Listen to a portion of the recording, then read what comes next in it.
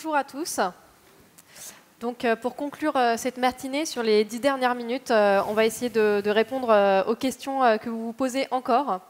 Et donc, pour ce faire, on a fait une étude avec YouGov début juin. On a interrogé les Français sur quels enjeux étaient prioritaires pour eux, mais aussi et surtout à quel moment et par quels moyens on devait parler de RSE avec eux.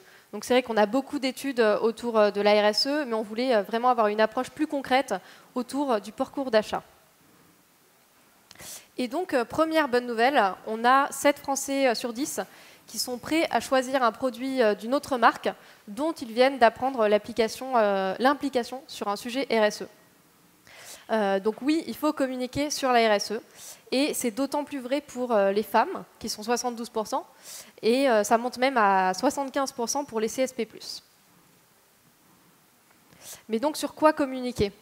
On a demandé aux Français quels étaient les enjeux prioritaires pour eux, et on a identifié 5 grands enjeux où il y a 50%, plus de 50% des Français qui sont impliqués.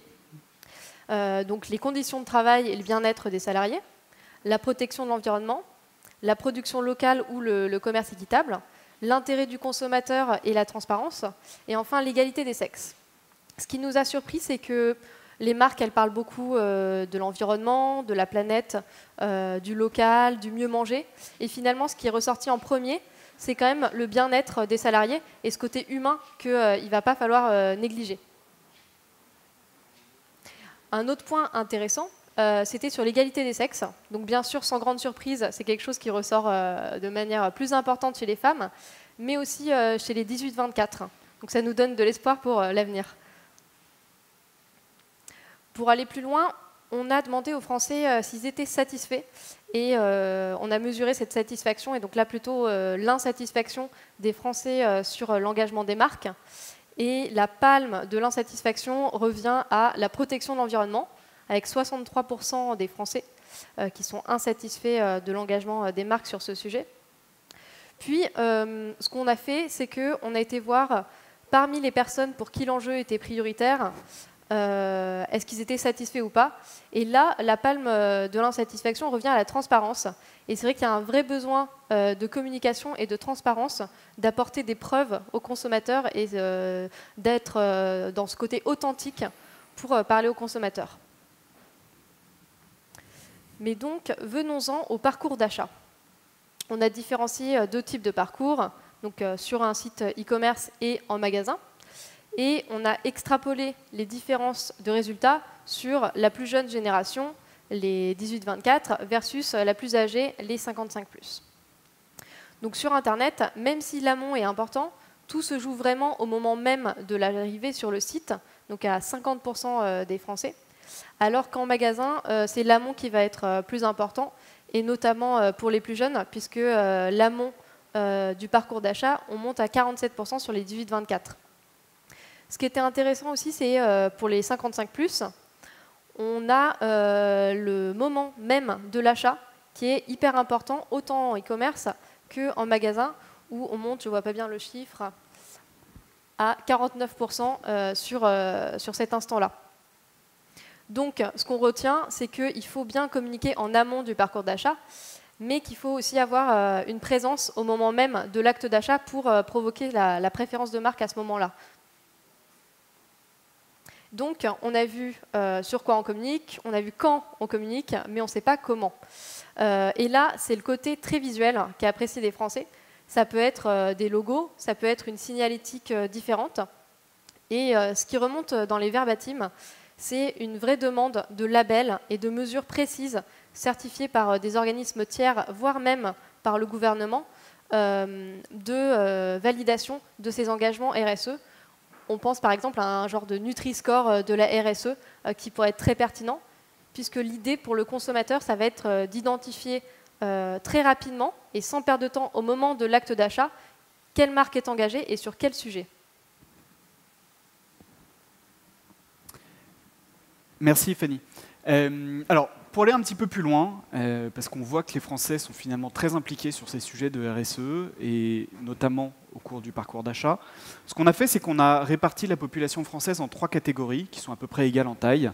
Ceux qui sont faiblement impliqués sur le parcours d'achat, ceux qui sont moyennement impliqués et ceux qui sont très impliqués.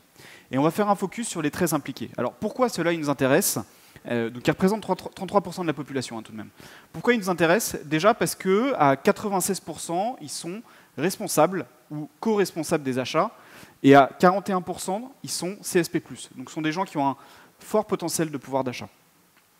Et donc on a pris ces très impliqués et on allait regarder dans la plateforme de segmentation et de media planning Profiles, qui est éditée par YouGov, à quoi ils ressemblaient pour aller trouver des insights supplémentaires et pour les décrire, et pour voir finalement aussi comment les toucher. Donc c'est ce qu'on va faire tout de suite.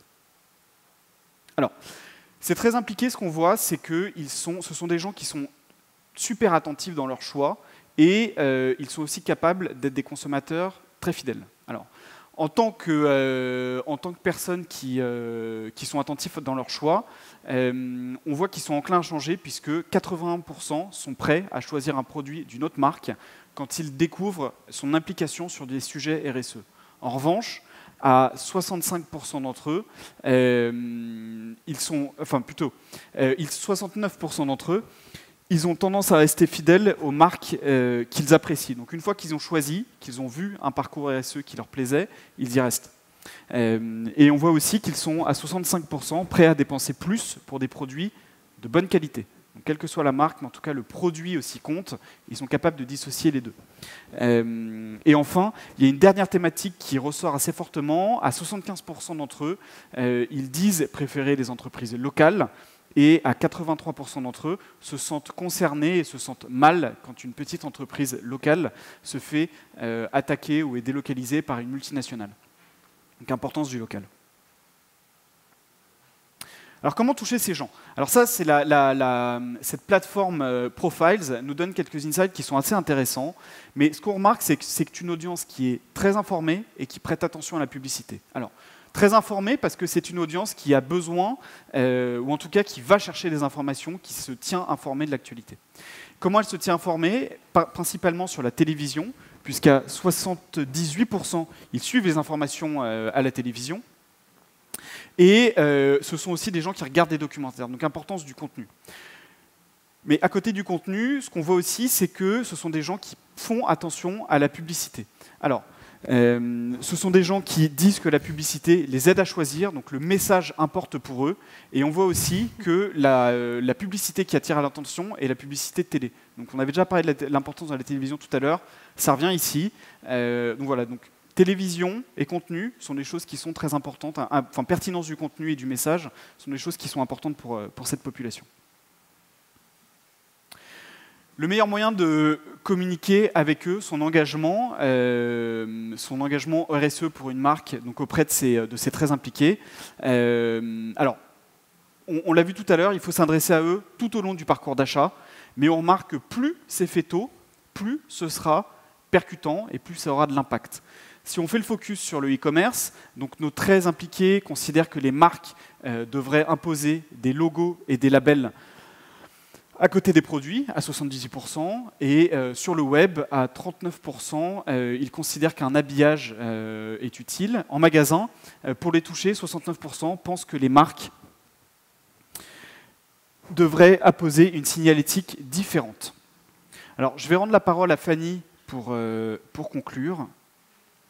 Donc, voilà. Ce qu'on tire de cette étude, c'est 3 grands enseignements pour les marques. Le premier, tu le disais juste à l'instant, c'est communiquer en amont pour être présent tout au long du parcours d'achat en développant du contenu pour expliquer et alimenter ces engagements RSE. Et c'est d'autant plus vrai pour les très impliqués puisqu'ils sont 44% à préférer être informés avant même de se rendre en magasin versus 36% pour les Français. Mais il faut aussi faire un rappel au moment de l'acte d'achat en utilisant par exemple des leviers comme le média en rayon, la bannière sur le site web. Ça peut aussi être le packaging, qui est un très bon levier de communication. Et dernière chose à ne pas négliger, c'est qu'il faut rester visuel. Il faut que tout ça soit très immédiat et que le consommateur ne perde pas de temps avec les recherches quand il est en train d'acheter. Et donc avec tout ça, je pense qu'on est prêt pour enfin communiquer sur sa RSE. Tout au long du parcours d'achat.